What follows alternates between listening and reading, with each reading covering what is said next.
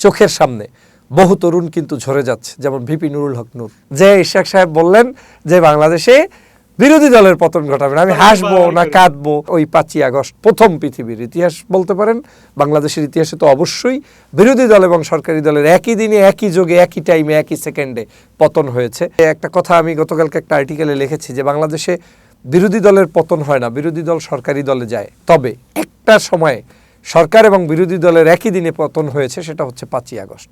বাংলাদেশের ইতিহাসে আওয়ামী লীগেরও পতন হয়েছে, জাতীয় পার্টির আমির সবার একসাথে পতন হয়েছে, এটা ছিল 5ই আগস্ট, যেখানে পৃথিবীতে এই প্রথম যে বিরোধী দলের পতন হয়, যেটা সরকার। এর কারণ হচ্ছে এরা সত্যিকার বিরোধী দল না, এরা ওদের একটা ডামি এবং ওদের সাজানো একটা মানে প্যানেল ছিল বিধায়, যেহেতু এই দেশের পরিবর্তনটা হয়েছে, আধিপত্যবাদের বিরুদ্ধে লড়াই হয়েছে এবং আওয়ামী লীগ এবং আওয়ামী লীগের দোসরদের বিরুদ্ধে লড়াই হয়েছে, সে কারণে ওই 5ই আগস্ট প্রথম পৃথিবীর ইতিহাস বলতে পারেন, বাংলাদেশের ইতিহাসে তো অবশ্যই বিরোধী দল এবং সরকারি দলের একই দিনে একই যোগে একই টাইমে একই সেকেন্ডে পতন হয়েছে এবং এটাই বিরোধী দলের পতন। তবে ওই যে ইশাক সাহেব বলছিলেন যে বর্তমান বিরোধী দলের পতন ঘটাবে, এটাও বাংলাদেশের ইতিহাসে প্রথম বক্তব্য, যে ইশাক সাহেব বললেন যে বাংলাদেশে বিরোধী দলের পতন ঘটাবেন, আমি হাসবো না কাঁদবো। পৃথিবীর ইতিহাসে বিরোধী দলের পতন হলে বিরোধী দলের সরকারি দলের পতন হয়, বিরোধী দলে আসে। হ্যাঁ, তবে বিরোধী দলের যদি পতন উনি ঘটান, তারা কিন্তু সরকারি দলই আসবেন, কারণ বাংলাদেশের নিয়ম হচ্ছে বিরোধী দল যে থাকে সে সরকারি দলে আসে, কিন্তু তার পতন হয় না। তো যাই হোক, সেই জায়গা থেকে ইশাক সাহেবের ওই জায়গা থেকেও যদি আমি টেনে বলি, তাহলে জামাত ইসলাম আগামীতে রাষ্ট্র ক্ষমতায় আসছে, এটা ইশাক বুঝে ফেলেছে এবং সে কারণেই বলছে যে তার পতন ঘটাতে চায়। আর ওই যেটা বললাম যে পতন যেহেতু চায়, বাংলাদেশের ইতিহাসে একবার পতন হয়েছে বিরোধী দলের, সেটা হচ্ছে জাতীয় পার্টির together with Awami League 5th August. আচ্ছা, আপনি নাহিদ ইসলামের জ্বালাময়ী ভাষণ বলি আর সত্য তথ্য উপস্থাপনের যেই আমরা প্রেক্ষাপট দেখলাম, এটাকে আপনি কিভাবে দেখেন? একটা তরুণ দীপ্ত বক্তব্য হিসাবে, এবং তিনি বর্তমান ছাত্র জনতার নেতৃত্ব দিয়ে উঠে আসা ছাত্র সংগঠনের নেতা হিসাবে, পরবর্তীতে জামাত তার প্রতি যে কন্ট্রিবিউশন করলো, স্যাক্রিফাইস করলো, তাকে সিট উপহার দেয়া, এর পরে এরকম একটা বক্তব্য জাতি অবশ্যই প্রত্যাশা করেছে যে তিনি একটা সুন্দর বক্তব্য দিয়েছেন। আপনি বলতে পারেন যে জামাত আবার এখানে টেনে আনার কি বিষয়টা? আমি মনে করি যে এনসিপির এই বক্তব্যগুলোই জাতির কাছে আসতো না যদি জামাত ইসলামী আজকে তাদেরকে এই জায়গায় না নিয়ে আসতেন, সেই সেন্স থেকে। কারণ যে নির্বাচনের যে কম্প্রোমাইজটা হয়েছে, সেখানে তো বাংলাদেশের মানুষ দাঁড়িপাল্লা ধানের শীষ এই দুইটার জায়গায় মানুষ ছিলেন। যারা দাঁড়িপাল্লার সমর্থন নিয়ে এসেছেন তারাও ভালো করেছেন, আর যারা ধানের শীষ নিয়ে এসেছেন তারাও ভালো করেছেন। তো সেই জায়গা থেকে নাহিদ সাহেব যে সিটে এমপি হয়েছেন, সেটা ছিল একদম বর্তমান শ্রমিক কল্যাণ ফেডারেশনের যে সভাপতি জনাব আতিকুর রহমান, উনি একেবারে ফিল্ডটা গুছিয়েছিলেন, সেই সিটটা নাহিদ সাহেবকে উপহার দেওয়া হয়েছে জামাতের পক্ষ থেকে। এবং জামাত সেখানে কিন্তু খুবই অল্প ভোটের মানে তারতম্যে ওনাকে জিতিয়ে আনা সম্ভব হয়েছে।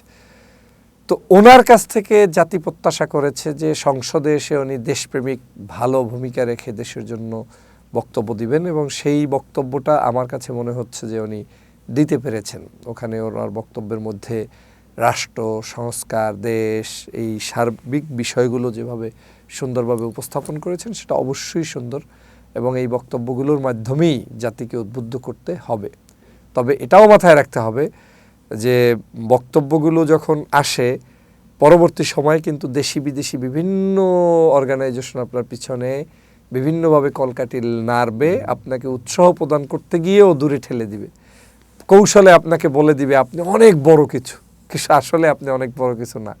আপনার সমগ্র এই জনগোষ্ঠী যারা সমর্থন জানাচ্ছে, যারা উইশ করছে, এর অলমোস্ট পিপল, তারা যারা জামাত বেইজ একটা পরিবর্তন চায়, তারা মানে আমরা বাংলাদেশটাকে জামাত ইসলামের নেতৃত্বে একটা পরিবর্তন চাই, এরকম মানসিকতা যারা লালন করেন, তারাই কিন্তু এই এনসিপি বলেন, অন্য যারা দেশপ্রেমিক, যারা সহজ কথা প্রত্যেকেরই তারা হাইলাইটস করছে, তাদের পিছনে ডেডিকেটেড, তাদেরকে মূল্যায়ন করছে। তারা এক জায়গা থেকে, যেমন একজন ব্যক্তি যদি হজেও যায়, আমার উদাহরণ দিয়েই বললাম, আমি দেশপ্রেমিক, আমাকে ওই দেশপ্রেমিক মানুষ হিসেবেই মূল্যায়ন করে, ব্যক্তি ফয়জুলের বিষয় না।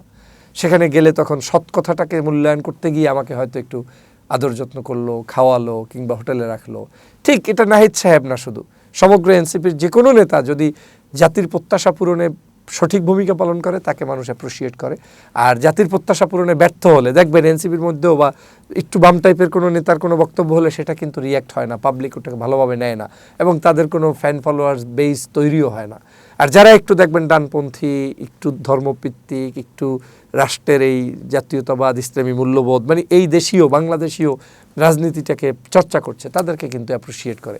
সেই সেন্স থেকে নাহিদ সাহেবের বক্তব্যকে জনতা অ্যাপ্রিসিয়েট করছে, আমিও করছি, এবং আমরা মনে করি যে অবশ্যই তরুণদের কাছেই আগামীর বাংলাদেশ, এবং তরুণরা এগিয়ে আসলে নীতি নৈতিকতার সাথে যদি এগিয়ে আসে তাহলে সেটা সুন্দর হবে।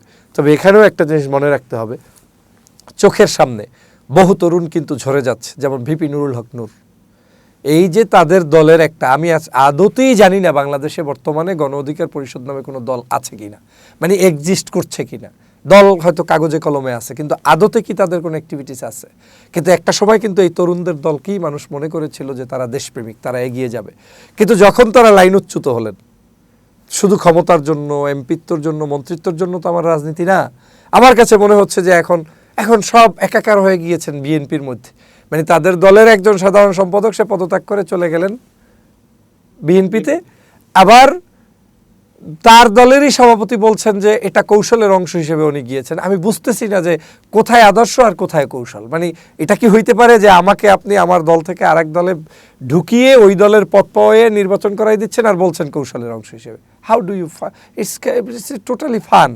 তো আমি সেই জায়গা থেকে বলছি যে এই রকম এক্সাম্পলও কিন্তু আমাদের চোখের সামনে আছে, যে জোট করতে গিয়ে দল বিলীন হয়ে গিয়েছে। এবং আপনি দেখেন বিএনপির সাথে যারাই জোট করেছে সব পার্টি ভেনিশ হয়ে গিয়েছে, একটা পার্টি এক্সিস্ট নাই। শুধুমাত্র জামাতের সাথে যারা জোট করেছে প্রত্যেকেই কিন্তু যার যার পার্টির নামে এখনও বাংলাদেশে জনপ্রিয়। যেমন রিকশা মার্কার মামুনুল হক সাহেব, এই পার্টি নির্বাচনের আগে যতটা মানুষ চিনত তার চেয়ে এখন বেশি চেনে, তার কাছে মানুষের এখন বেশি আছে। তার 2 জন এমপি সংসদে আছে, তার দেখা গেল নারী এমপি একজন সংসদে ঢুকেছে, ভবিষ্যতে হয়তো আপার হাউসেও তিনি যেতে পারবেন। এই যে জোটের ইমিডিয়েট গুড সিদ্ধান্ত নেওয়ার কারণে মামুনুল হক টিকে গিয়েছে।